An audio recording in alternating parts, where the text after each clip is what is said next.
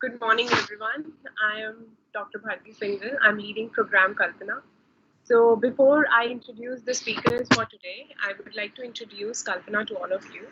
Vigyanshala's Kalpana, it aims to reimagine STEM fields with enhanced participation of women by equipping girls with tools to explore broader possibilities in STEM careers.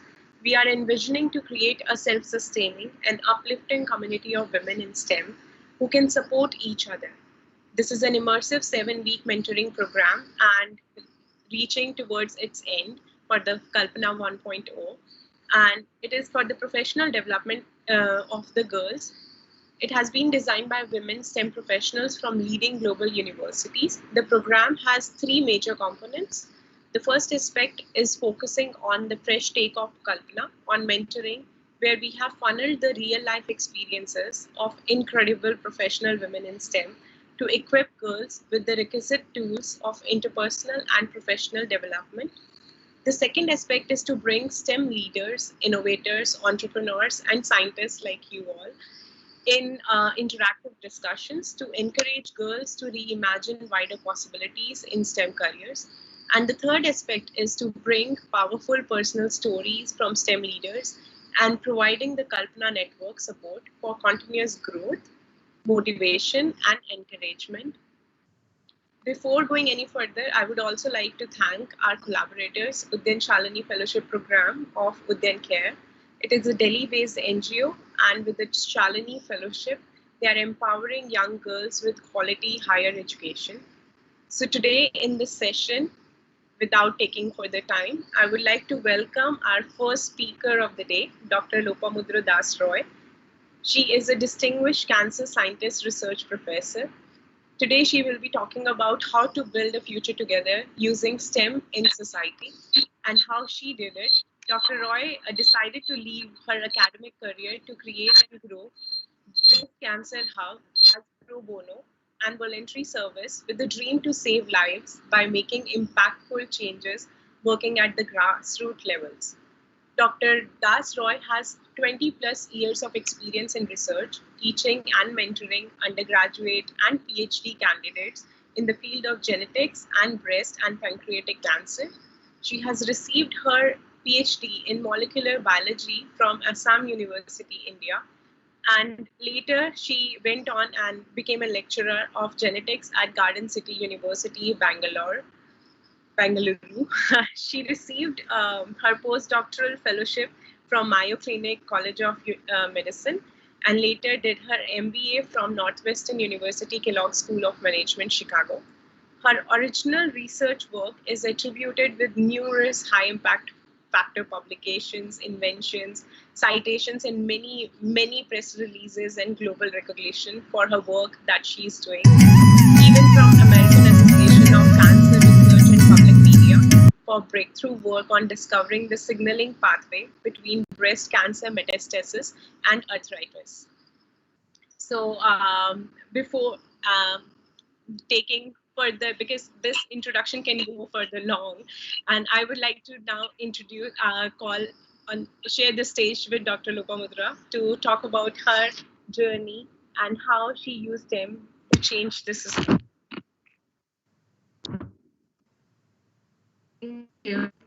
Thank you so much, Dr. Bharti. And I just wanted to double check if you all can see my screen and hear me well. Okay, perfect. So thank you so much, Vigyanshala, for inviting me, Dr. Darshana, Dr. Bharti, and everyone here. I'm so honored and I feel so blessed that I'm able to come and talk to the, young undergraduates. And by any means I can be of any help, I'm always there for the students. So without further delay, and thank you for the generous introduction, but a little bit about, I wanted to just to give a background kind of thing that how it all started, right? So basically everything was going smooth. And as Dr. Bharti mentioned, I did my postdoc from Mayo Clinic where it was all about cancer research. And I was a research professor at University of North Carolina where I had my grants and working as principal investigator and mentoring the students. And I was also doing my MBA from Kellogg School of Management. So things were going very smooth, and how we always want to shape our career.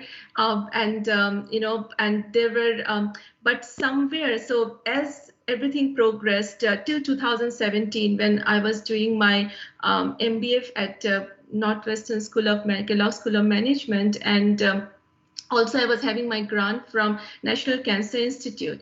So in parallel, also with all the discoveries, everything, when things were looking very good with my career, but something was always bothering me. So that's where, like in 2017, the little bit about the inception of Breast Cancer Hub. So it was all about, STEM, definitely. So because I'm someone who loves science. I cannot stay without science. And through my MBA, what I learned was, definitely my plans were different. But finally, I founded Breast Cancer Hub. But if I had not done my MBA sometimes, and which is all like, financials and structural, like how, kind of research with integrity of the different, marketing strategy and all of that comes along. So I feel that I would have been a totally like a scientist, but then MBA exposed me to the different grounds, how to build an organization, but that was not the plan.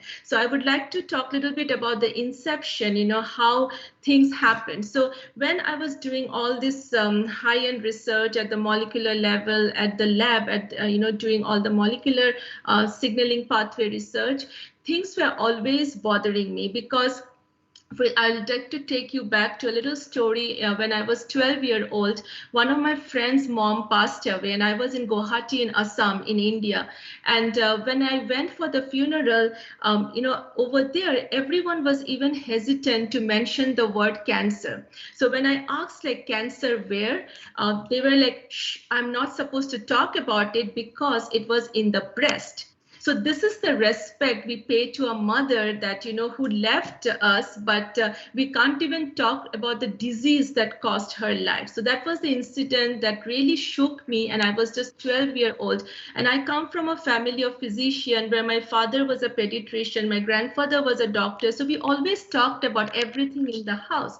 So something like that to exist beyond our house, that was definitely a total shock for me. So things remained within me, and eventually that's why, and cancer became a household name, and that's how I always wanted to do something in the field of cancer. And definitely I would say I was blessed that I was at the lab, in the lab, working with all the different like breast and pancreatic cancer and focusing much on that.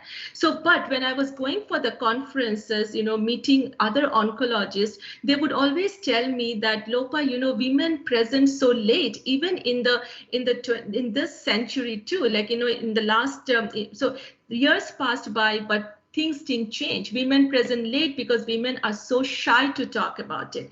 So that was always bothering me. And when I was doing my MBA in 2017 from Kellogg, and one of the professors asked me, what is your dream project? And I said, I really want to connect the developed and the developing countries, because I knew that there were simple solutions that could help save lives. That was the breaking the breast taboo, because it was the same breast from where we get the breast milk and which gives the lifelong immunity to the kids. But I always felt that why something goes wrong in the breast, why are women so shy to talk about it? And how many of us over here actually discuss any concerns related to our breast? Do we even ask our moms, our aunts, our grandmother, do we ever go for any screening, whatever is needed for early detection? But early detection is the key.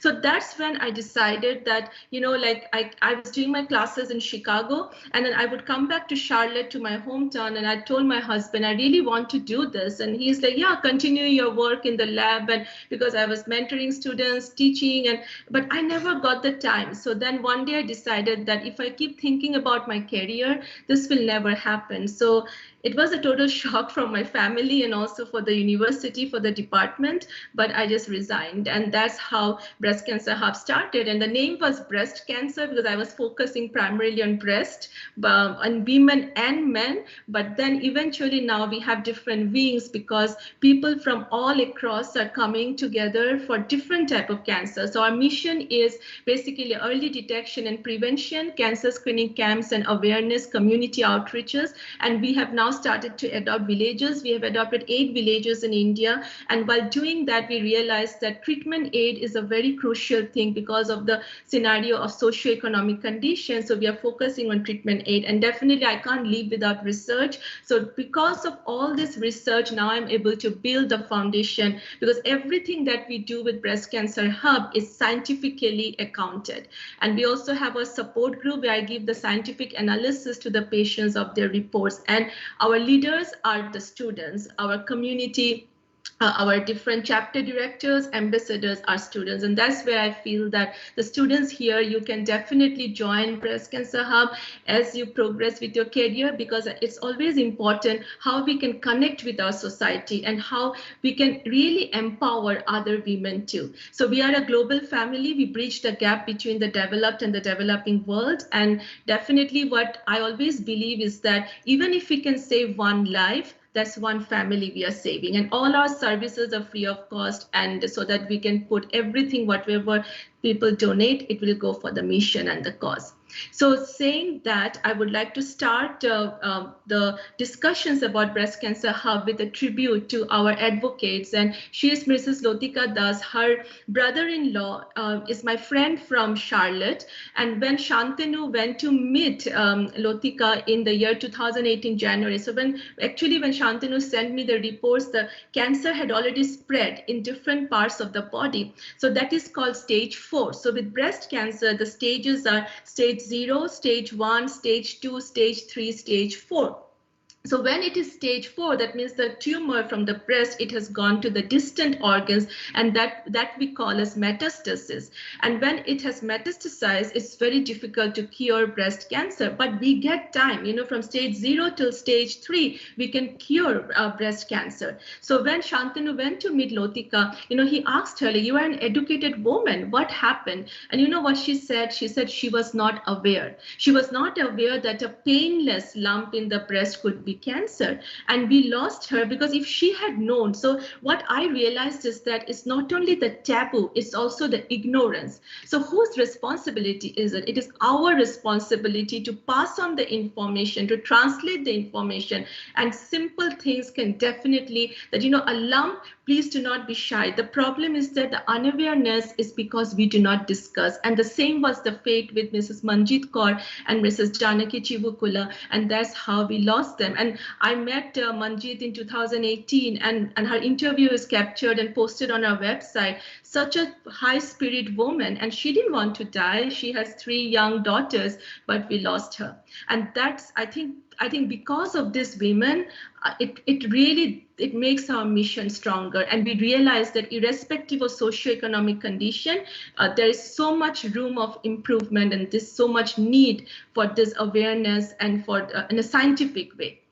Now, whenever we talk about any program, any scenario, we always have to stand by our statistics. So what is the statistics? Why are we so worried about breast cancer? Because it is so common. One in women can get breast cancer in their lifetime, and we always think that it's only needed in the developing countries, but no, in the US also in 2020, 42,170 women are expected to lose their lives.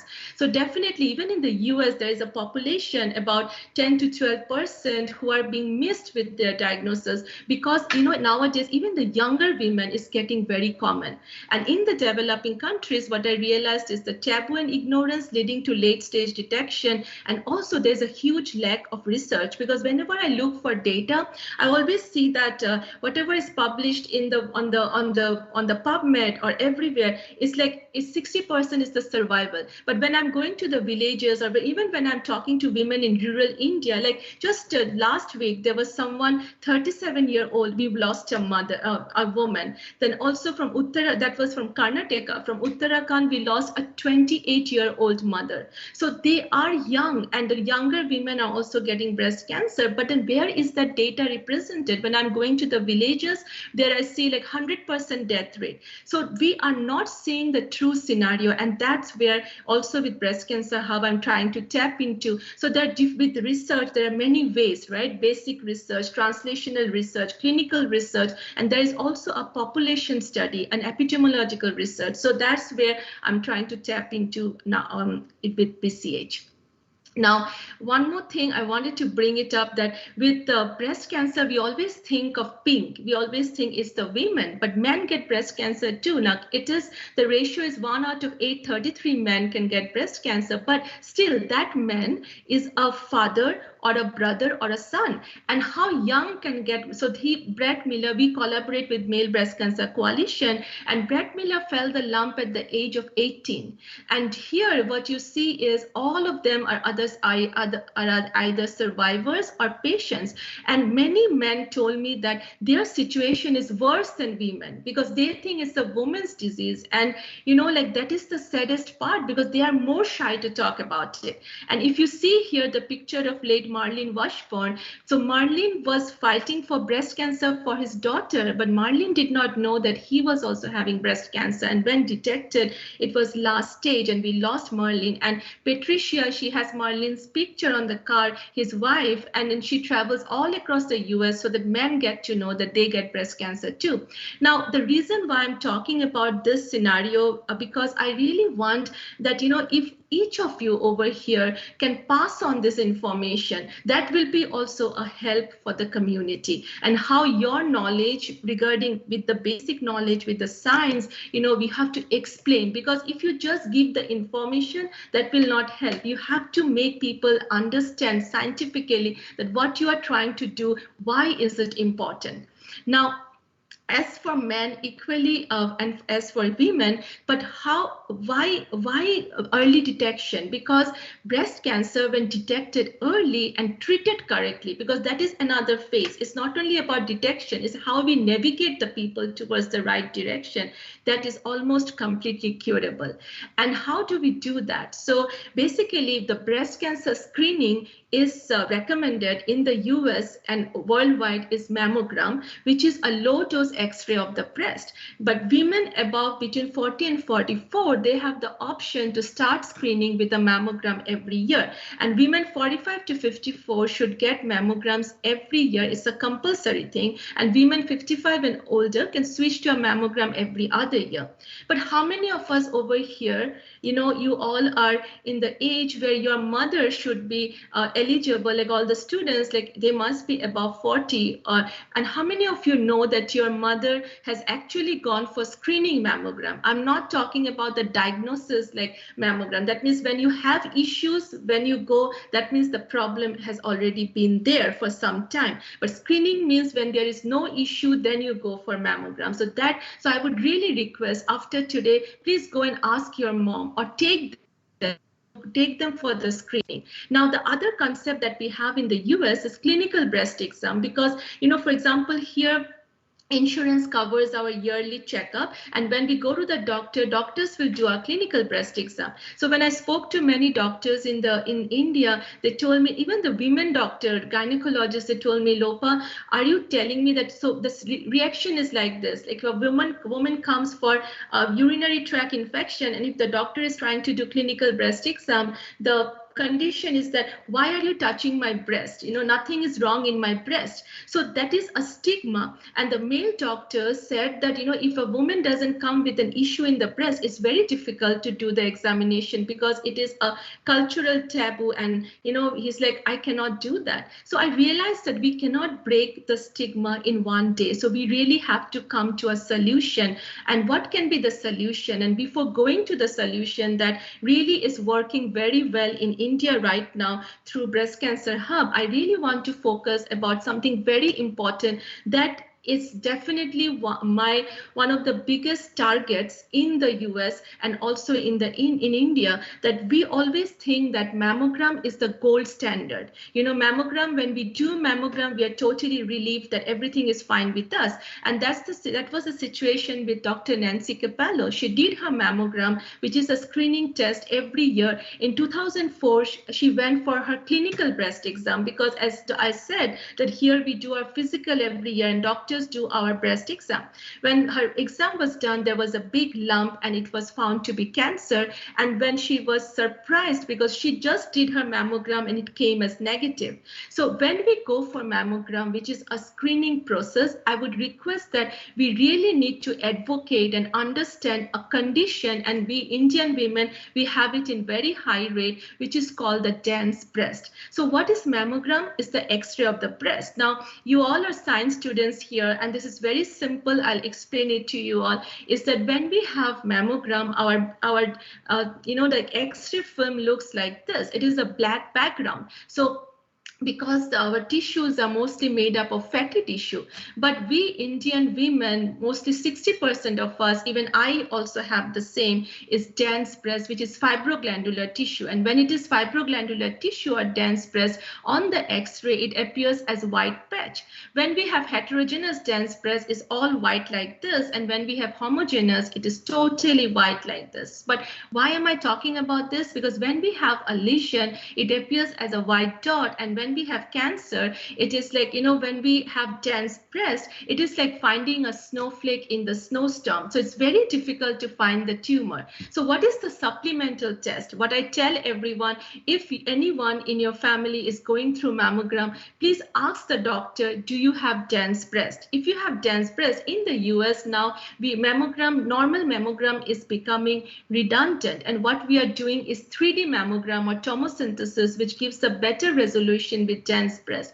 But in India, what I tell everyone is just to do an additional ultrasound or sonography, which is much easier in that way. So this is something, and because of this process, we have saved so many lives, I would say globally, in the US and in India also, because women have started to advocate for that. And even because of this awareness programs, we have saved 2 men in India recently, because when I went to the village, and also I went to Chennai last year, and one man came for I'll just go to this slide, and then it will be much easier for you to understand. And then I'll go back to the men's scenario. But I want to say, when I thought about, for example, when I'm coming to India, when I thought about Breast Cancer Hub coming to India and doing the outreaches, I know there are many organizations who are taking a memo bus and going to the villages in India. But how many of village women will actually go for screening mammogram, even if we give free mammogram to them? Because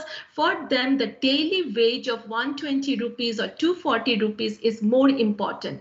So that's when I felt that even in urban India, even for example, my mom, she's very educated, but she also doesn't want to go for screening mammogram. So how do we convince everyone? That's when I felt that the best would be whatever doctors do here, in the same way we will build the correct protocol and advocate for breast self-examination. Because even the younger women in US are dying because of late detection, because the mammogram is after 40, and women at 25, 30, they are getting breast cancer. So, but then what do I tell everyone? From the age of 17 or 18, please do the breast self-examination. And what we built is one side is for men and one side is for women for the first time. Now, when I thought of coming to India, my first thought was, if I'm going and giving this card in English, half of the population in the villages or even rural India will not understand. And that's when our Breast Cancer Hub volunteers stepped up, because we don't do any Google translation, but each translation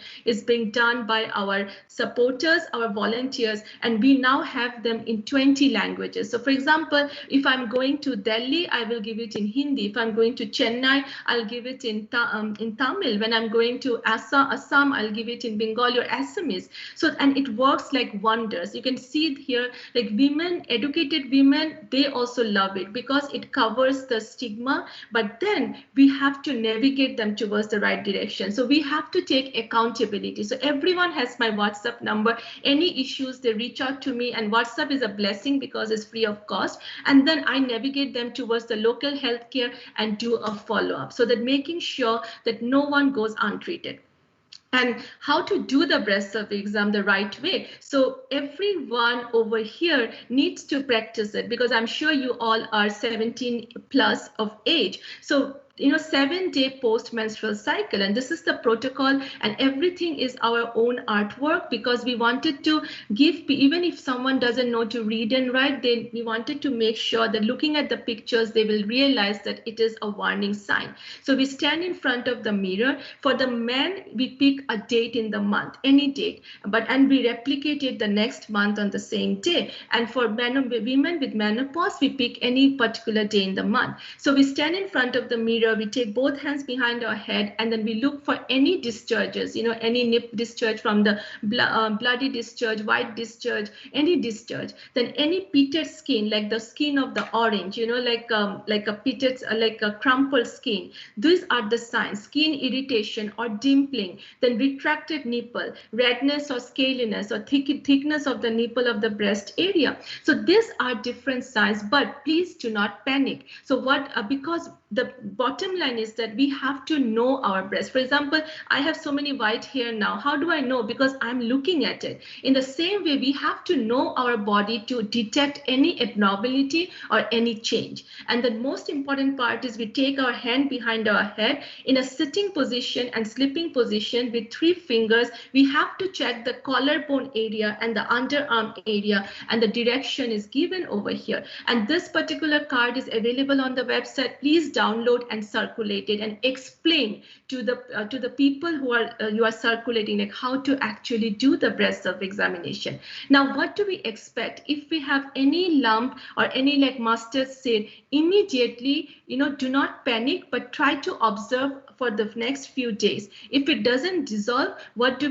We go to the doctor and we tell the doctor that I want a mammogram, and then if you have dense breast, then I want an ultrasound. So there is always better to be safe than sorry. Like 90% it will not be cancer, but even if it's 10%, we are in that bucket. We just have to be very careful and get detected early. And I must also say that even if it is non-cancer, then also we have to do follow-up, because benign tumor, which is non-cancer, also has chances of becoming cancer. So this is all about the breast self exam and the screening, and this was our solution, and it works like wonders. Even in the BC, in the USA, we are doing outreaches like that, and even in India, we are doing population outreaches, and I'm involving students because they are now the community leaders to spread the word, and it's really, really working like magic. Now, here I want to mention that as I started to do the outreaches, like last year in July 2018, and you see this girl here. So I went to her village to do a session, and after the session, she was crying. And then I asked what happened, and you know what she told me? She said, "Why didn't you come to my village in 2018? Because my mother just died of breast cancer," because she was shy to talk about it and she did not know.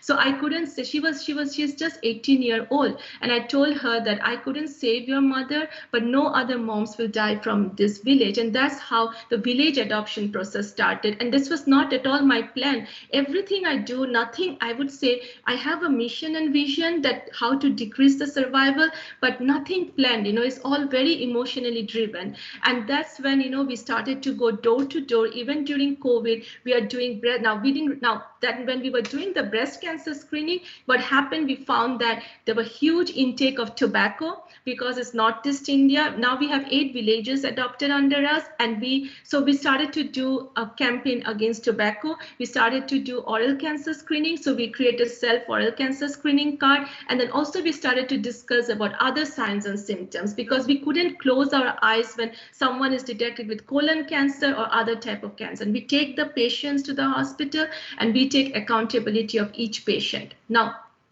saying that this is our tobacco campaign and it's huge. And I'm so glad to say that because tobacco is the biggest, one of the main carcinogens. Smoking, we always think that smoking means in the lungs. Smoking can cause any other type of cancer. And so if we prevent using any form of tobacco, I can guarantee that 30 to 50% cancer can be prevented. So we not only talk about early detection, we talk about different carcinogens, how lifestyle, environment, so the preventative measures also we focus totally.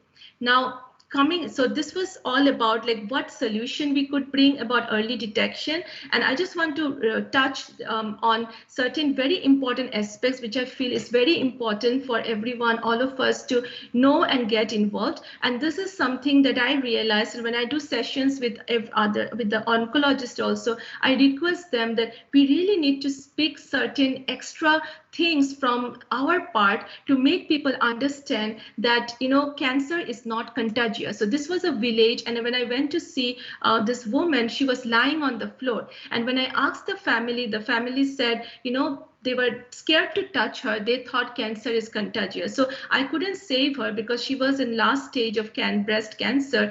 But I put her on the bed and I told her, you know, son and daughter for whom she had dedicated her life, that at least give her a hug. And, you know, the smile she gave me, I can never forget that. You know, that was my reward. So, you know, she died in the arms of her family. And when I spoke about this situation in different places, many women from urban India came and told me that, you know, Dr. Roy, you are talking about a village woman. I felt isolation. I felt so much of separation when detected with cancer. And one woman with lip cancer told me that she's a survivor with lip cancer for 5 years. Even when now she goes to someone's house, people are hesitant to give her a glass of water or a cup of tea. So this is the scenario. And that's why I want to bring into limelight the palliative care situation, because each of you may know someone, you know, who is detected with cancer. Please know that go and give a helping hand.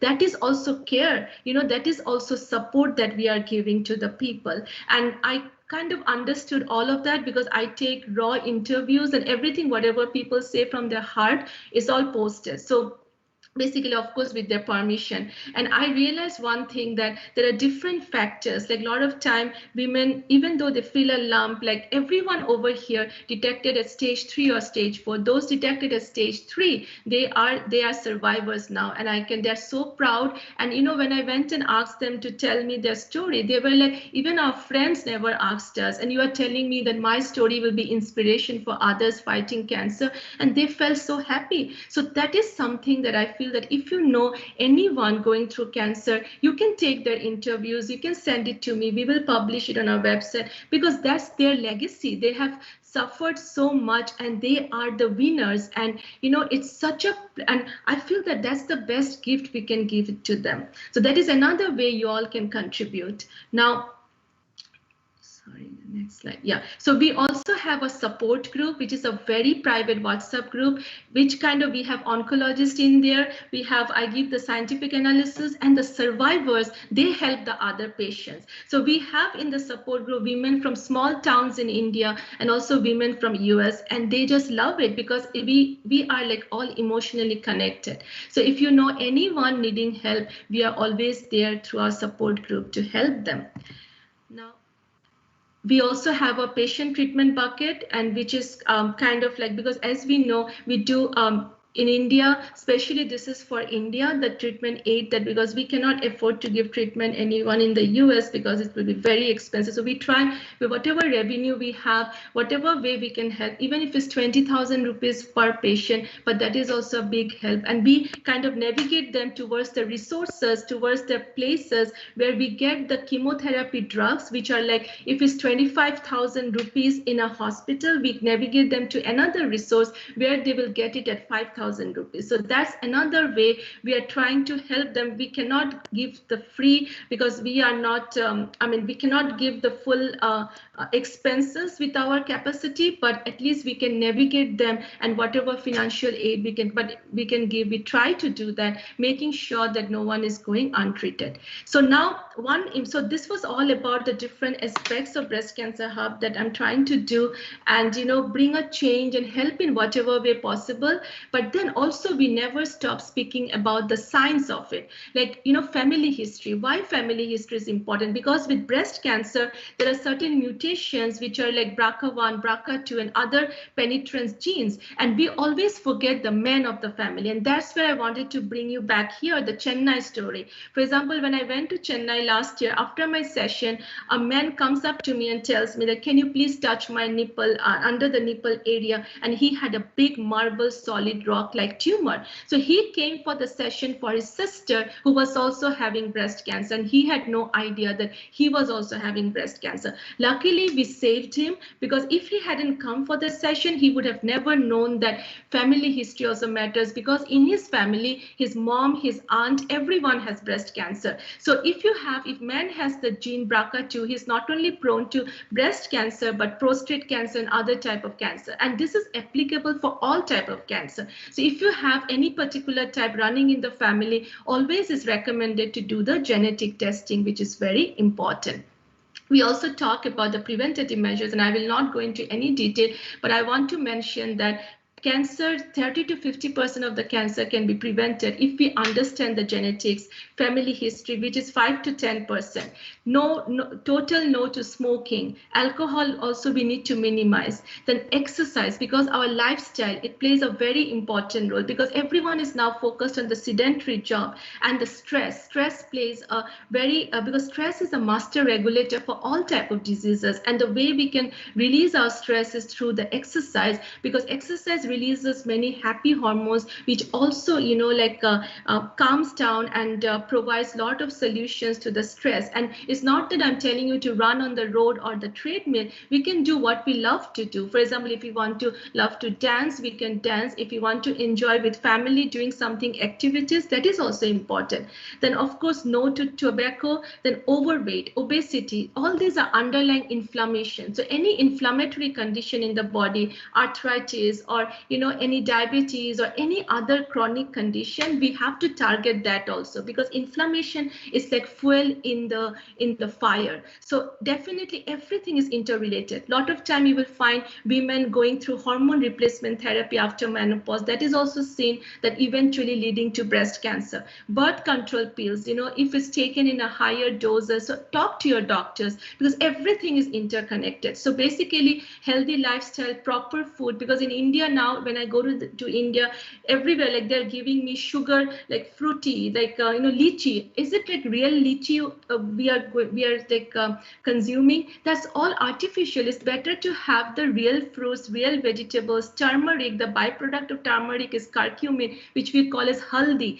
Get the natural product, ginger, garlic, fruits, vegetables. Then chili, capsaicin in the chili is high antioxidant, anti-inflammatory. So that is what I'm trying to say, is proper lifestyle, knowing what we are eating, and like stress, level of stress, knowing our work environment. These things will really help us with the prevention of breast cancer and other type of cancer. Of course, there is a bucket where we don't know. There's a lot of women. Some women came and told me, like, I did everything right, Lopa, why did I get breast cancer? And then I realized that there is an unknown factor too, but there are many known factors too. So whatever is in our capacity, we definitely need to do that.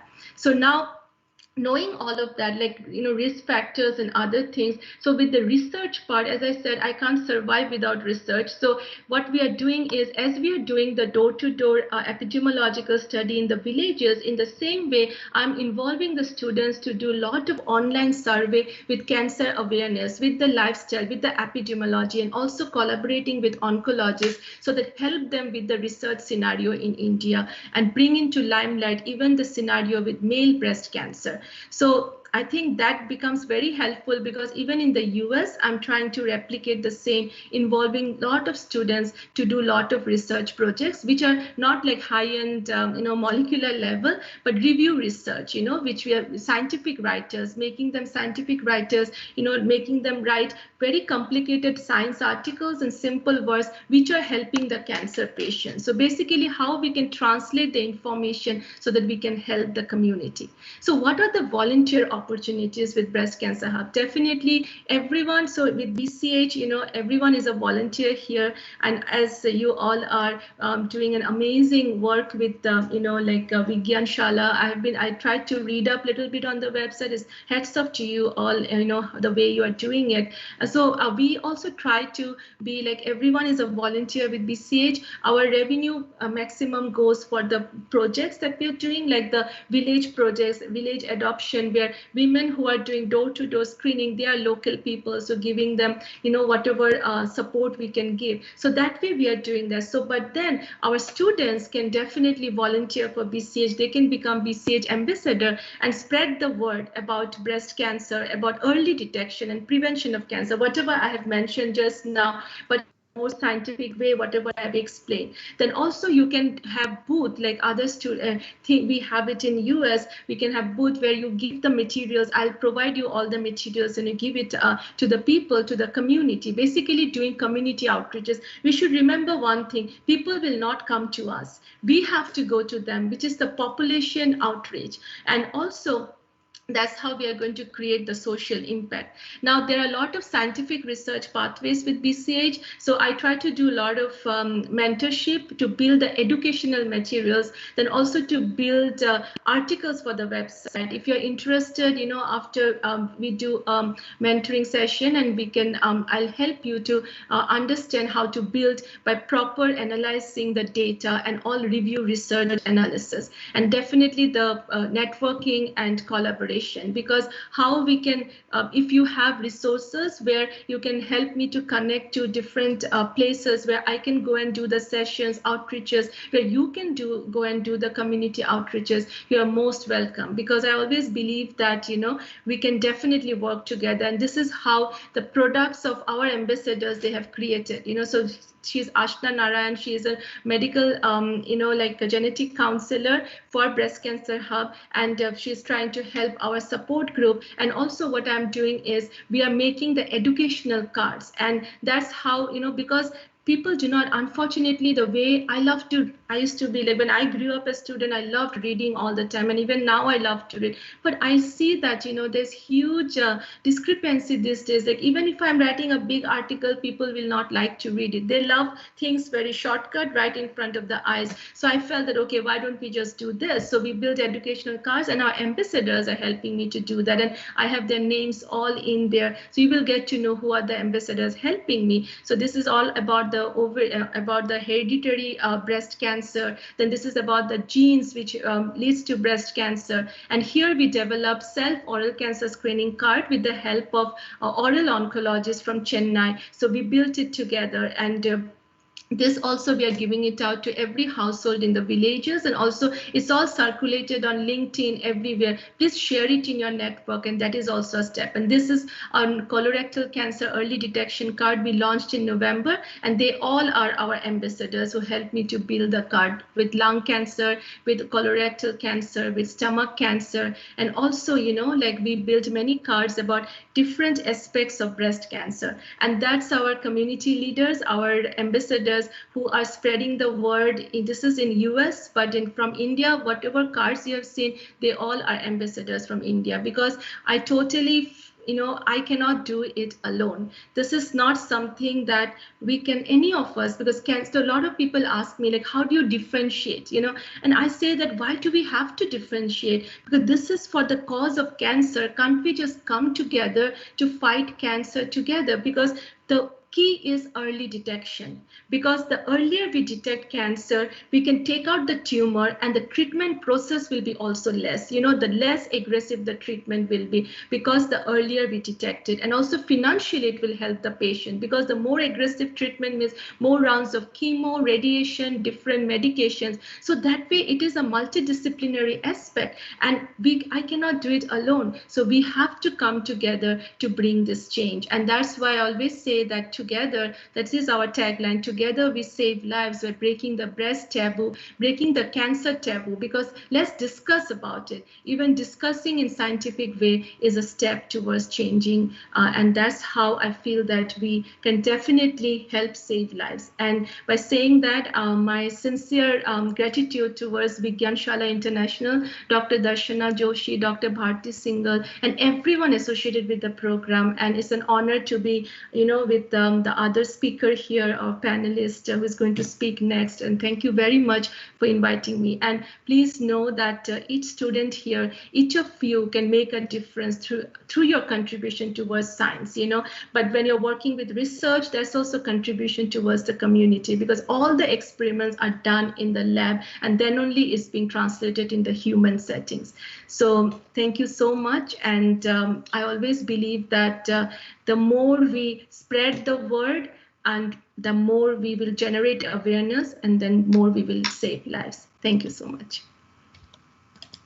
Thank you, Dr. Lopa. It was wonderful session, and I think everybody, including the Kalpana team at Vigyan, we have learned a lot about so many other types and how to spread that information. And you are right that nobody is interested in reading a whole article. It can be an infographic to share that information in a more effective way.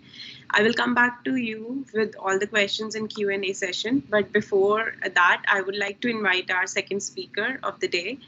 And I would like to introduce Dr. Shalu Aggarwal. She is a program lead at the Council on Energy, Environment and Water. Her current research focuses on understanding the residential electricity use and consumption patterns in India with the help of surveys and smart metering devices. The work aims to identify strategies for effective supply and demand side management in the power sector. She has also worked with Initiative for Sustainable Energy Policy and Smart Power India, where she analyzed rural electricity demand and its drivers based on large-scale household and enterprise surveys. Shalu holds a master's degree in economics and policy of energy and environment from University College London, where she was a Chevening scholar. She also holds an undergraduate degree in electrical engineering from Indian Institute of Technology, Roorkee. Wow, Shalu, I'm really like, I need to learn so many things that you are doing right now, but I will learn from your talk now. Over to you, Shalu. I give the stage to you, and then we will come to Q&A. Thanks a lot, Bharti, for the generous introduction. Just a second. Can everyone hear me? Can you all give me a little shout? All the Kalpnagars, unmute yourself. Let's have a little jig up.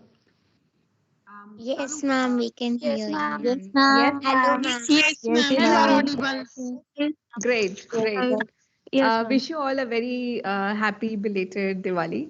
I hope you all enjoyed it well and without crackers, because I work with the environmental NGO, so that's something that I'm very passionate about. But I'm also very happy. Thanks, Dr. Lopa, for like the wonderful description and exhaustive description about the great work that you're doing. I guess we all, at a personal level, stand to benefit from that, and I really hope that everyone here goes back and we remember it and not just listen it as a talk, but sincerely spread the word amongst our friends and also family members. Now, I work in a very separate, very different kind of organization, and I guess let me start with a little thanks to Darshana for always trying to bring me here and talking to such bright young girls.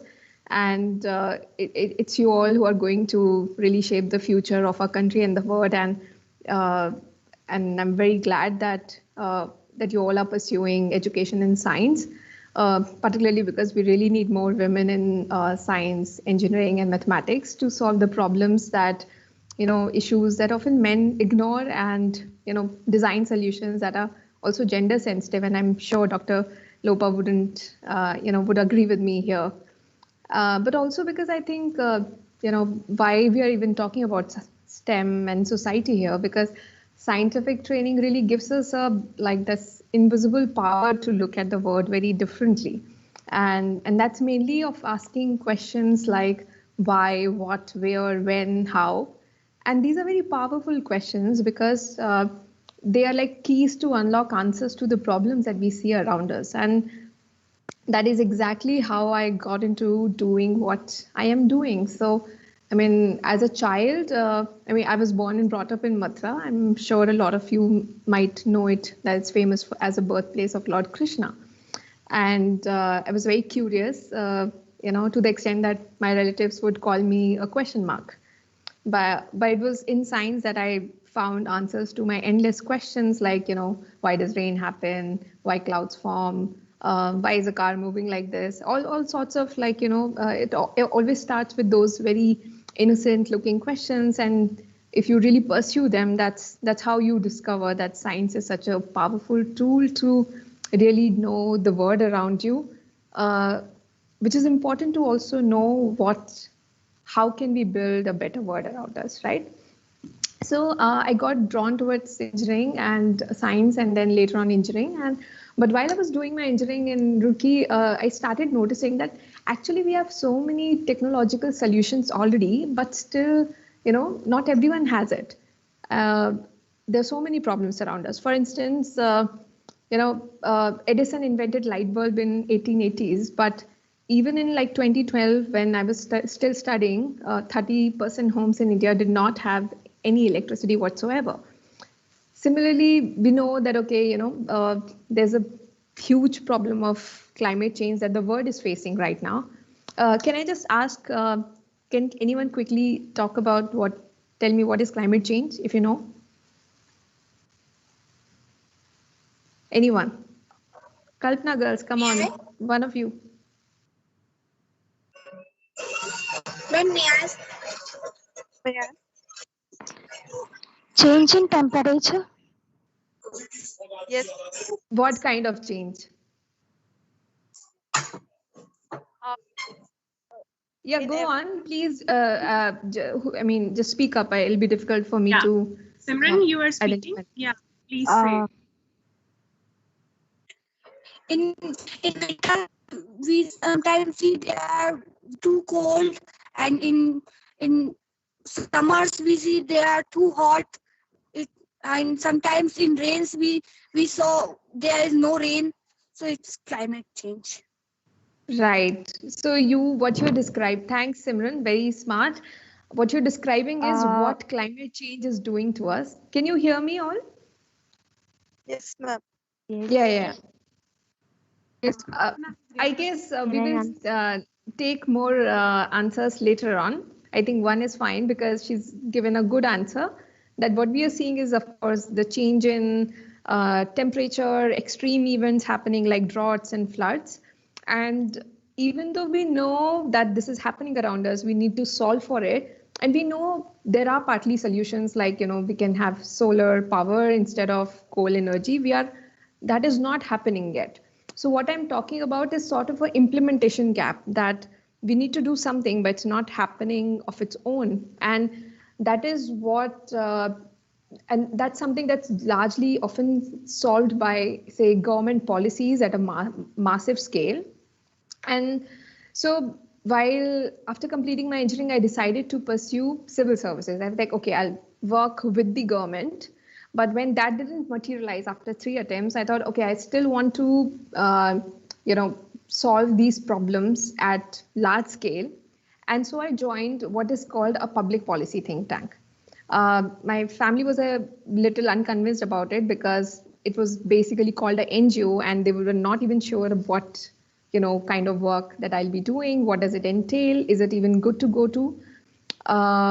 Because I was trained as an engineer, so they expected that I should just go and work in a corporate, organization or a company or a multinational. But then I still decided to join it, and I couldn't have made a better choice. But I would like to talk more about CEEW, but then I also want to ask one more question again. Does any of you know what is public policy, and what do think tanks like CEEW may do? You can take a guess. Hands, Anyone? please. Any girl? Public policy generally is related to like it will affect a lot of people, and think tanks basically check them. Like they work as pressure groups, so the policymakers work better. And yeah. Excellent, It was Diksha. Diksha, yeah. Right. You can see the names, right, Yes, Shalu? I can. Yes, Okay. I can. Great. Superb answer. Right, you're spot on. Let me just share my screen very quickly. Can you see my screen? Yes. Great.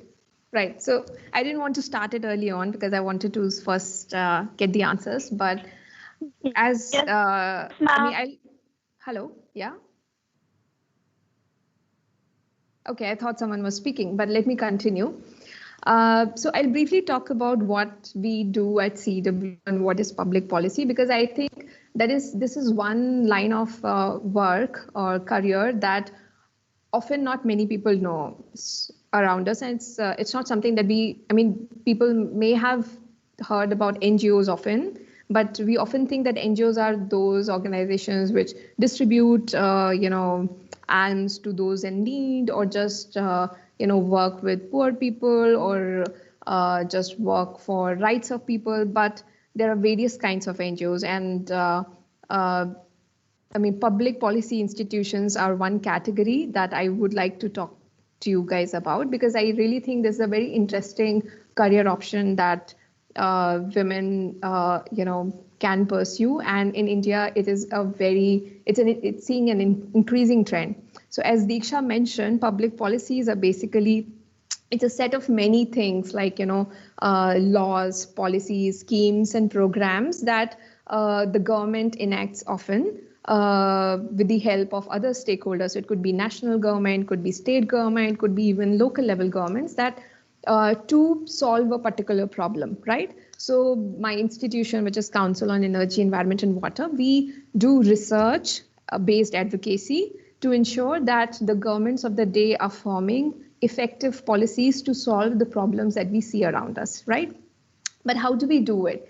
Let me take an example. So if I'm talking about a problem, you need to first, so this is like the arc of learning, or a sort of a step that we follow. Don't worry about reading the text here. I will just talk about it. But so first of all is, if you are trying to solve a problem, you need to identify what is a problem that needs solving. Say, for instance, we are talking about 30% of Indian households not having electricity in 2011. That's a problem, because just imagine so many millions of homes living in the dark, even though they can have access to electricity. Then, of course, if you know the problem, you need to understand why that problem is happening. So we basically conceptualize research and collect data, say through surveys. We go talk to people. There's a method called sample surveys, through which you do random surveys, in a particular geography. It could be in a state, it could be countrywide. You talk to various people, try to figure out why is it that they don't have something that you're trying, or why is it that they're not using something that they should be doing, or what is it that why is it that a policy is not able to reach them. Once you've talked to those people, you gather, all those analysis and write reports. And then we basically, once you understand, okay, this is why a problem exists, you then talk to various stakeholders, like we are doing in this room. We bring different kind of people together. So people from the government, people who are implementing a solution, say those who are providing electricity. We bring together people who are financing these solutions. So from banks, we bring together people who are actually, doing, say, meter reading exercises on the field. Everyone who's connected with that ecosystem. We bring them together. We talk to them. We discuss, okay, this is the problem. This is what a potential solution could look like. And possibly if we had a policy like this, we will be able to solve a problem. And that's when after this, we then go and talk to the government that, okay, this is our proposal. If, say, for instance, going back to the previous example, if we had an electricity access problem and so many people did not have electricity, we found that most people were not able to take it because it was expensive to, it was expensive connect to the, can you hear me?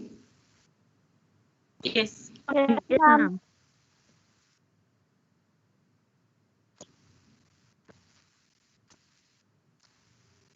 Shalu, we lost your connection.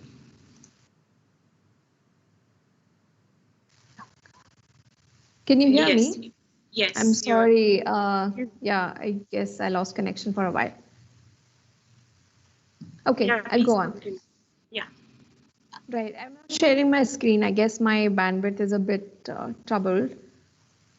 Right. So once we, I was talking about the reasons, right? So when you talk to people, you find out there are various reasons why they might not be able to access something. So it could be because they find it expensive. It could be because they don't have, say, enough documentation. It could be because they're not aware about it, as even Dr.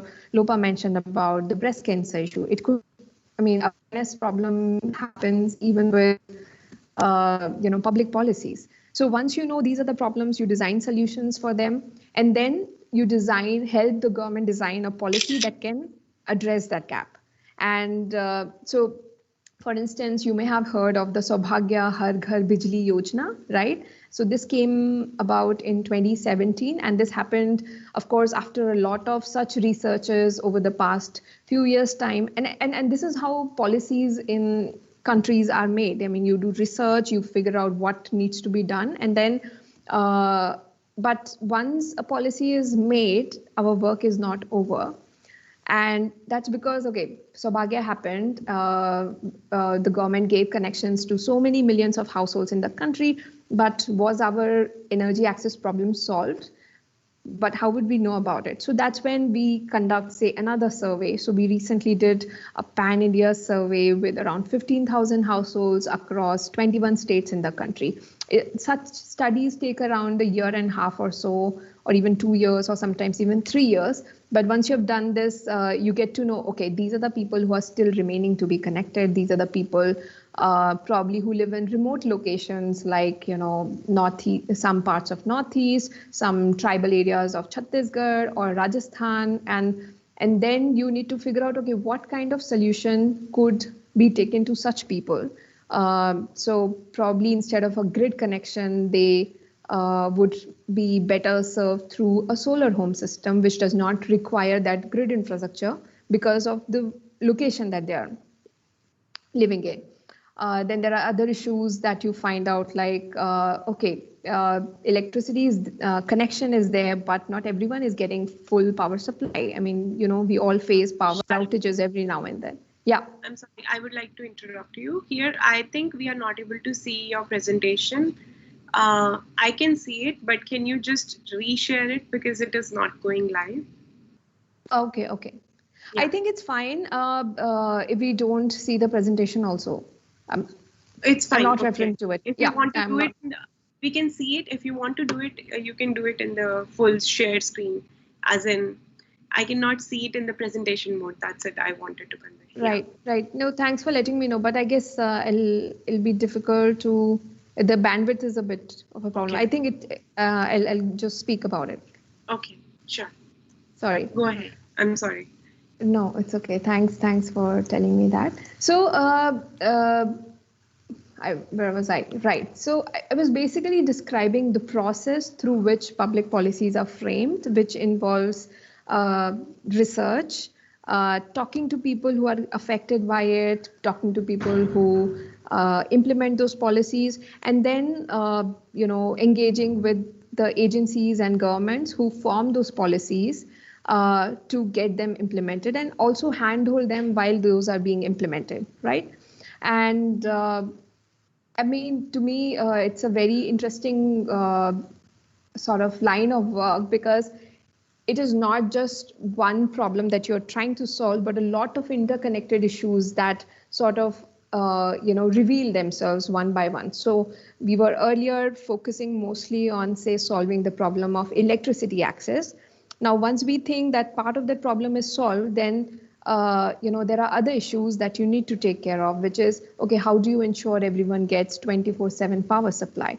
And then, but that issue itself is linked to whether people are able to pay for the electricity they are using, and also whether you have enough generation capacity to meet that demand, right? So you need to solve for those problems. But at the same time, okay, going forward, more and more people will use, say, more electric appliances, their electricity demand will increase.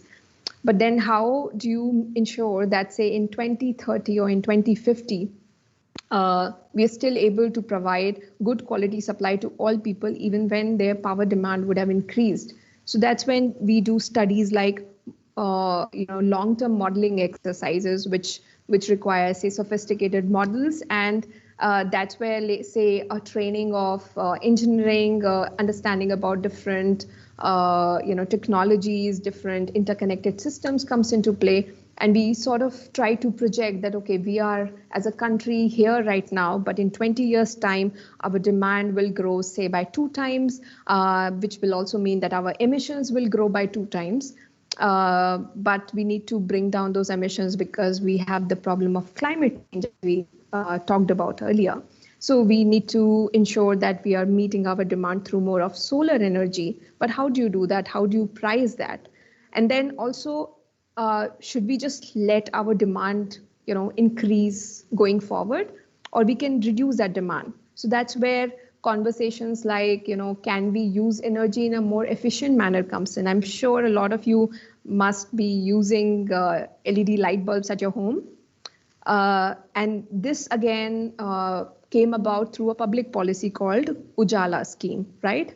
Where the government, in partnership with an organization, brought down the prices of this expensive but energy efficient appliance and distributed it to the country, because of which we saved, we brought down the demand by 20,000 megawatts.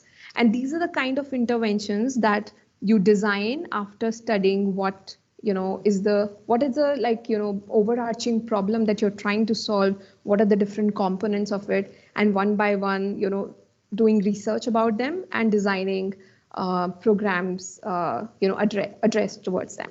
So it's very similar to what you do even in pure sciences, right? Like application of knowledge to understand the world around you, following a systematic methodology, and designing solutions based on that. So I hope it does sound interesting to a lot of you. And if we have time later on, we can do a short exercise where we can, say, pick up one problem and try to see how would you go about solving it. It's literally the work that we do here, problem solving. And there are a lot of other organizations like CEEW which do research either on environmental related issues like climate change, water management, energy management, but also a lot of institutions who work on, say, education. Say, for instance, Pratham is there. Institutions who work on agriculture, like Pradhan is there.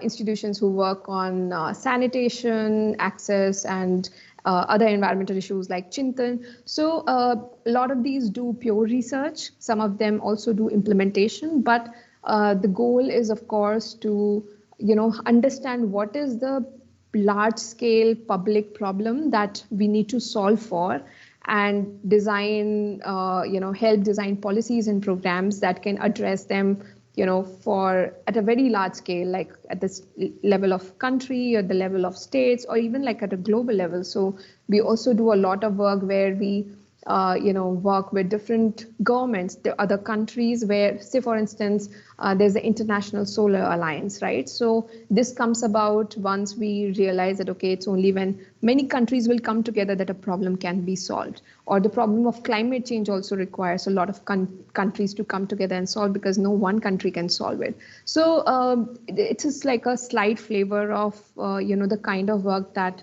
is there in a public policy career. And I think people from different disciplines can enter it, be it, I mean, whether you're an engineer, whether you are pursuing pure sciences, whether you're from a management background or a finance or economics background. Like I did my engineering, and then I did my degree in MSc degree in economics and policy. So you can, from different discipline, enter this career stream, and there are two ways to go about it. One is, of course, a formal training where you can pursue, say, master courses in public policy or economics or finance, statistics, because these are some of the tools that are used along with your understanding of STEM. So it's really at the intersection of technology and social sciences. And secondly is, of course, learning by doing. And that's how I started. So I started by, as an intern, by applying for an internship at CEEW. And after working there for like 3 to 6 months, I realized that, okay, this is the kind of work that I would like to do. And then I applied for a formal job application. So I think there are immense opportunities in this space. And I really think that in this sector particularly, there are more women you would see in any other sector. Partly because I think women have this great attitude of understanding the complexity of issues, together and solve for them in a sort of integrated manner, rather than just, looking at one issue at a time, probably because we are often used to multitasking and, handling multiple things at the same time at home also. But okay, let me stop there because I've sort of exceeded my time, I guess, and we'll be happy to respond to all your questions. Thank you. That's perfectly fine, Shalu, and thank you for sharing that information, because even if you're coming from economics background, I think your initiative and how you're working towards saving energy, I think many of the science students can bring another aspect to it, and they can also work towards it. So I think now we are ready for the Q&A session now. I will take questions in between for you as well as for Dr. Lopa. And let me just see if okay, if any question comes from YouTube or anything, please, Darshana, please let me know. So, okay, starting with you, Dr. Lopa, there is this first question from Priya. She is asking how you thought of pursuing MBA while having your background in medical sciences. Before enrolling, most of the business schools ask for a background relevant in business. What is your strategy to get admission in Kellogg's University at Chicago? Thank you so much. I just want to pinpoint a technical bug. I think there is some problem with Teams today. I'm not able to stop spotlighting. Shalu, can you switch off your video for a minute, please? I'm just trying to stop spotlighting and it is not stopping. So, yeah. Sure. Yeah. Do you want me to answer now, Dr. Bharti? Yes, please, Doctor. Yeah, that's actually a very good question, because it's definitely, like how I got into Kellogg School of Management, right? So there is a little bit of story behind this. So I always wanted to come back to India. So in 2016, actually, I started to apply for, academics position in different institutes in India, in the Tata Memorial and Indian Institute of Science. And I was almost accepted, but a lot of times what I was told was organically I have to grow in the institute to be in the position of professor, because I had a lot of publications, but I was not in the institute to be in that level. So that's when I felt that, okay, if I do MBA, then I can connect business with science, and I can go into pharmaceuticals and also learn more on the management side, so that I can make the policy changes. There are a lot of things with medical research that I felt that changes needs to be there. So that's how I started to apply. And the only business school school I applied was Kellogg School of Management, because Kellogg had a lot of healthcare subjects also, in addition to the, like the marketing, finance and everything, entrepreneurship. But then that's how I applied. And when I applied, I was very transparent. And as I said, like trust and transparency, that always I feel worked for me. And I gave the genuine reason, like why I wanted to connect business with science. And I just applied, I wrote my essay. It was a whole, totally a very, I didn't have to prepare. Whatever was my story, I put it in there. And then I had the interview. I had to go to Chicago for the interview. And they, of course, they had my transcripts. The recommendation letters were very good. And when I told them what I was planning to do, that's when, it kind of correlated to what my mission was targeted towards. And yeah, that's how I got into Kellogg at the first at one shot by itself. Yeah, but then my things changed, because while doing Kellogg, I kind of moved to totally breast cancer hub. And definitely, in science for the students at STEM, I would say that I had no idea about business or entrepreneurship or how to build an organization. But though my intention was separate but different, but as I went along and I built breast cancer hub, it also helped with the network and collaboration too. So everything kind of, I feel like, it was like connecting the dots, and it came through the process. Okay, that's wonderful. I think probably Priya got some relevance and some answer to it, because she's pursuing graduation studies right now, and I'm not sure if she's like focusing on doing MBA further. And Dr. Lopa, I will also take another question for you now. Amisha is asking, what care should we take so that we don't suffer from breast cancer?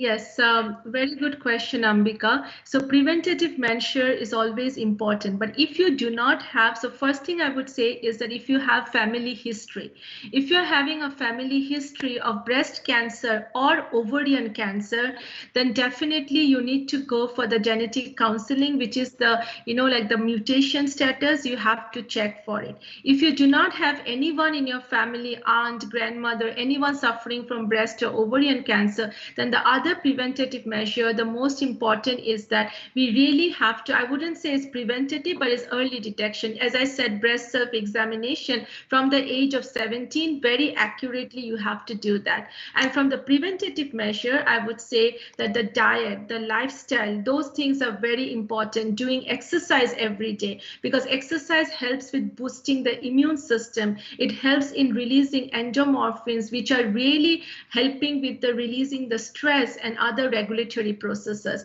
And definitely no smoking, because it's a carcinogen, and also reducing the intake of alcohol, and also different hormones that we intend to take, like different birth control pills and all of that. So everything is like it accumulates, it's an additive thing, and diet is very important, because the free radicals are generated inside the body, and these free radicals will go and damage the DNA of the cells. But the antioxidant, which is rich in good diet, that really helps to balance the free radical, and then that radical is no more available to go and damage the DNA of the cell, which eventually leads to the formation of tumor. So there is a repair mechanism all the time going on inside the body. But when the balance is lost because of stress, because of bad diet and everything, at that time our body gives up. So that's why healthy lifestyle, knowing the environment we live in, whether we are in any exposure to radiation, or knowing the water we are drinking, if any contaminant is there, and definitely doing exercise every day, this will really help. Sure, thank you, Dr. Lopa. And next question I would like to take for Priya. From Priya to to Shalu. She wants to ask, if someone wants to work in policy, then do they need to have engineering background, as she has completed her master's in chemistry and currently pursuing Gandhi Fellowship, which is a transformative leadership program. How can she explore opportunities with your organization? Right. Very good question. Thanks, Priya. Interestingly, that's what I said, that you don't need to come from a particular background to work in public policy. In fact, at CEEW, we have Akansha Tyagi who's done her PhD in chemistry, and she actually leads our work on solar rooftop design and battery storage, which actually requires a good understanding of the chemistry. I mean, I don't understand that bit, so I can't talk about it, but I mean, how do the batteries interact, with the grid system? How would the energy flows happen? How the batteries are charging or not charging? How do different technologies, lithium ion or lead acid battery, compared with each other? So just a small example, but so what I think is like, people from various backgrounds can come to public policy. Of course, there are certain elements that or skills that you may need to develop, but often people can develop them on the go through, courses. So I mean, technically, public policy is not even for engineers because, I mean, you could argue that, you have to be a trained in public policy to enter that field. But a lot of us train ourselves on the go, pick up newer skills. And I think if you're interested, you should definitely check out, our website. There are a lot of openings of different kind, and when you go through them, you will sort of get to know what is the kind of work that we do, or is there a particular research stream that interests you, and we can chat about that whenever for more clarity. Definitely. I believe you will join us in the Kalpana network, so there girls can actually connect with you directly, and if they want to have any question in particular.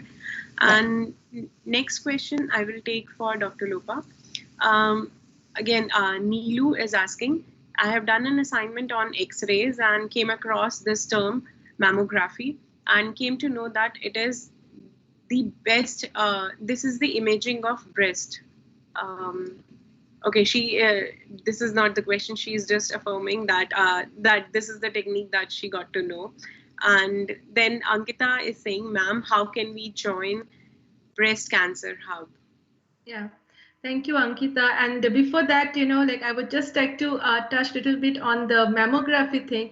I know if we think this is the best gold standard, but please know that mammogram has their own drawback, which I wanted to bring it up. And that's what I'm trying to do and, expand this information so that we do not lose more women because mammograms miss their tumors. So I would request that even you need to spread this word so that we can help more women on that. And coming back to joining Breast Cancer Hub, please shoot me an email with your CV and whatever way you want to fit in. If you want to do outreaches, you're most welcome to spread the word in that way. If you want to build scientific articles as scientific writers for the website, you can do that too. And we will have a simple, mentoring session and then probably know your interest. And since this is a volunteer position, so you can definitely do your own exploration with regard to your career, and this can be on the side where you can really help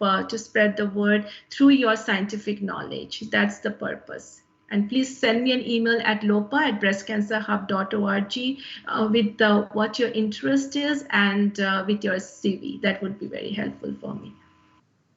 Thank you, Dr. Lopa. We are going to share, as you will be joining us on the Kalpana network as well, but we will be sharing all the email addresses of our speakers with the students who are interested to connect with their organization so that they can send you the requisite things that are required to join the organization. So next question is for Shalu. Divya is asking that she has done, the question is much related. Again, she's, after engineering, as you chose public policy, she's an undergraduate student and want to be a civil servant for which she is preparing. So as a backup career, she's asking that should she choose MSc or should switch to public policy now? Well, it won't be fair for me to prescribe what you should do, really. I think we can probably chat about this question later one-on-one and try to understand, what is it that interests you?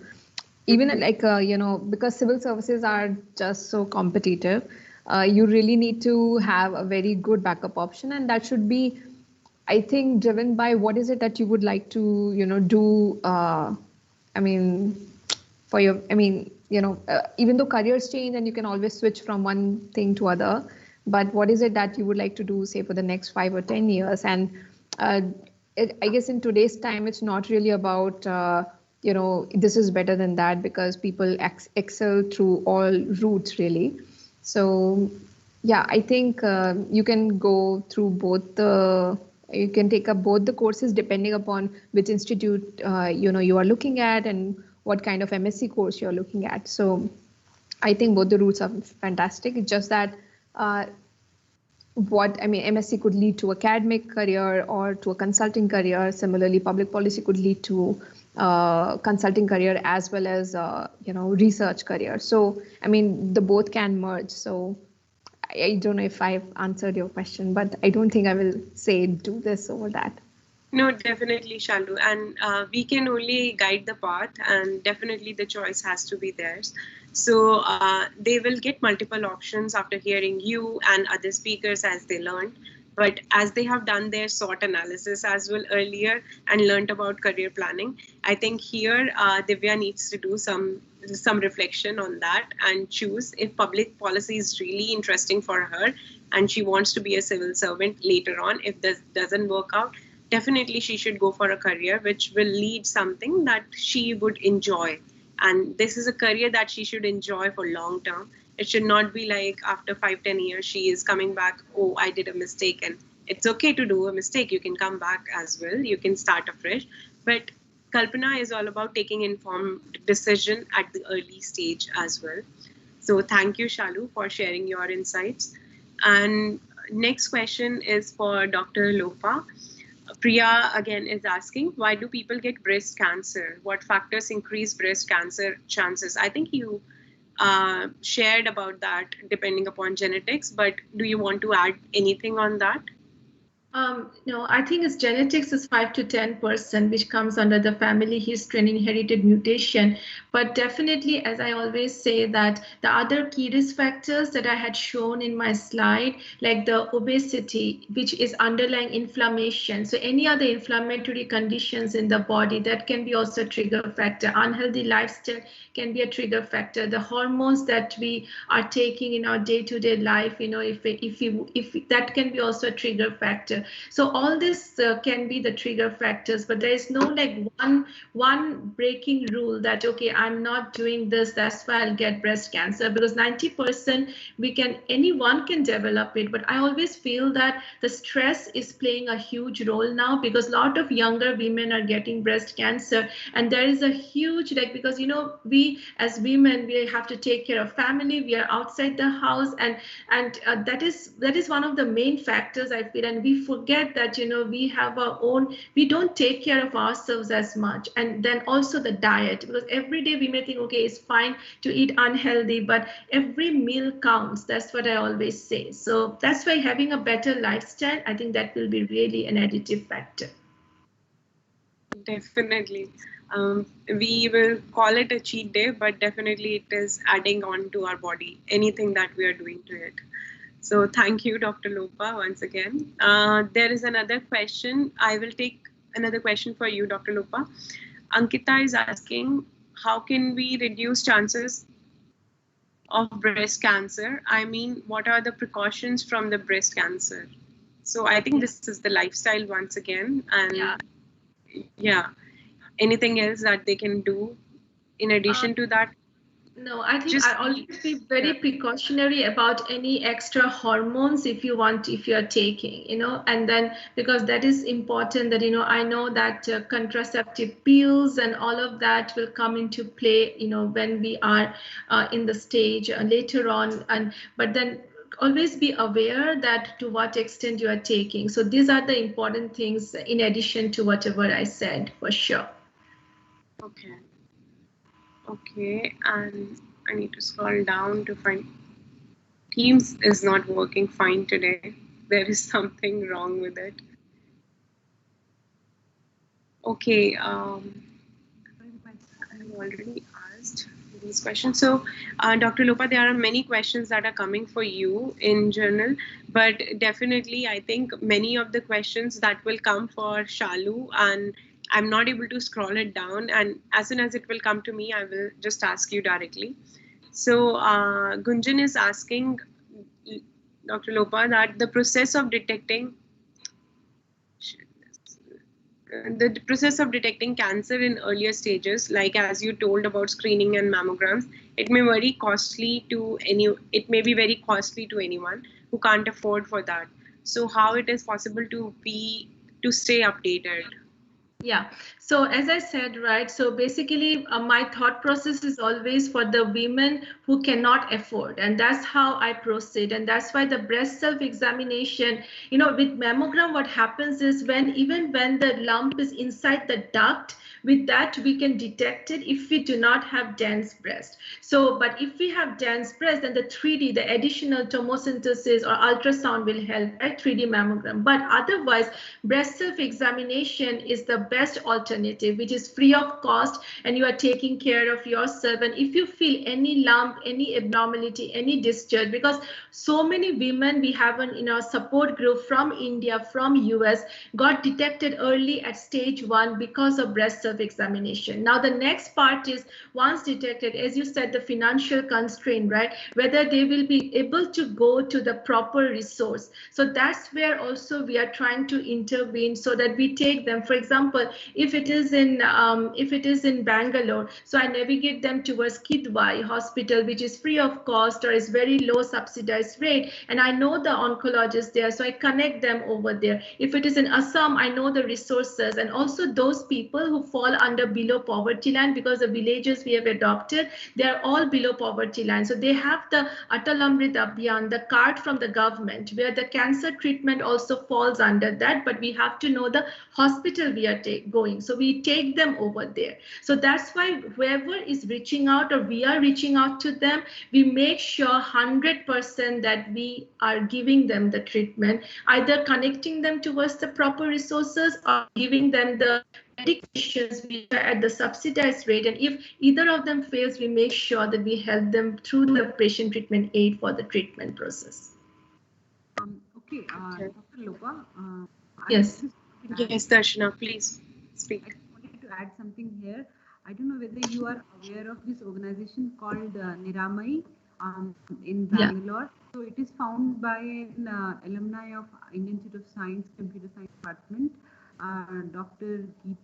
Geeta. Yeah, I know them very well, Dr. Darshana, because I did a session for them last year, and Dr. Geeta is in our BCH network also. So they are doing the thermolytics, which is an alternative to mammogram, which is basically through the heat, and it doesn't have any touch or anything. So they have many. I don't know if they do free programs, because I know that there is a cost to it. So that's why because I'm collaborating. So a lot of times because I'm so basically, but you can definitely approach them, because there are many screening programs, camps, which they also do free of cost. So yeah, so I just wanted to bring them to your notice, because I attended a session with them recently, and I realized that I was a bit apprehensive of thermal screening before this, but then I realized that they have blended thermal screening with machine learning, and they call it thermal analytics or something like that. Yeah, thermolytics. Yeah.